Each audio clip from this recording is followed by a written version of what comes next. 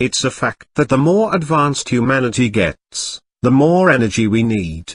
Between 1965 and 2015, the world's energy consumption nearly tripled. Who knows how much energy we'll need in another 50, 100, 1,000 years? Scientists assume it's no different for alien civilizations. There will be a point when the energy resources they can tap from their planet's surface are no longer enough.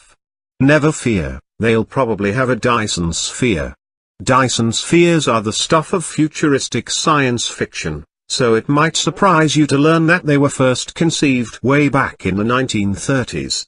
In the 1937 sci-fi novel Star Maker, Olaf Stapledon wrote about an advanced alien community that began to avail itself of the energies of its stars upon a scale hitherto unimagined. Not only was every solar system now surrounded by a gauze of light traps, which focused the escaping solar energy for intelligent use, so that the whole galaxy was dimmed, but many stars that were not suited to be suns were disintegrated, and rifled of their prodigious stores of subatomic energy. Well, it turns out that scientists read sci-fi.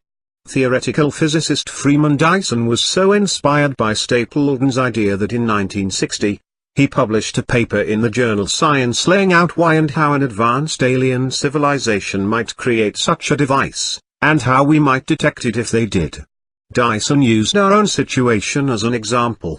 Currently, even our best solar panels can only collect a small fraction of the energy the sun produces, since most of it radiates out into space. But if we could somehow collect all of that energy, we could increase our energy resources by a mind-boggling margin. He also figured that over a few thousand years, we may be able to mine the solar system for supplies roughly equaling the mass of Jupiter. With those supplies, we could conceivably build a spherical shell, which he later clarified to be a loose collection or swarm of objects traveling on independent orbits, sitting at twice the Earth's distance from the Sun, between what would be left of Mars and Jupiter. That shell, or Dyson sphere, as it's now called, could theoretically collect every last bit of energy from our home star. Dyson was quick to point out that he wasn't suggesting this would happen to us, just that it may have already happened in other solar systems. And if it has, there's a way to look for it. The most likely habitat for such beings would be a dark object, having a size comparable with the Earth's orbit, and a surface temperature of 200 to 300 K, Freeman wrote.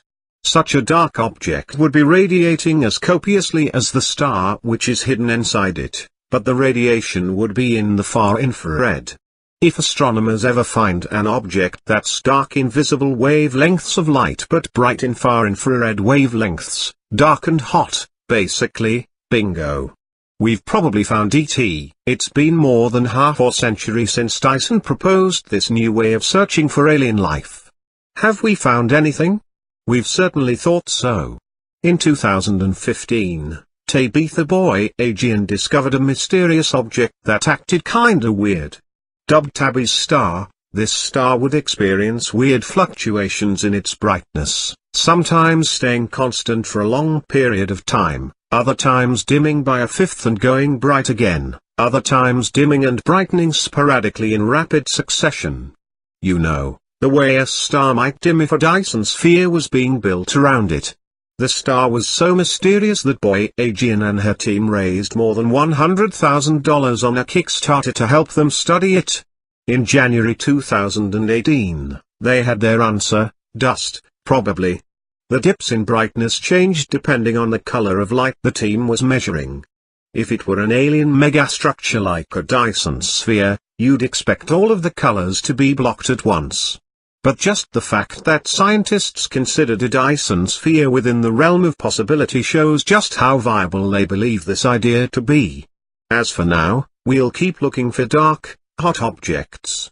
If there's a Dyson sphere out there, it might show itself someday.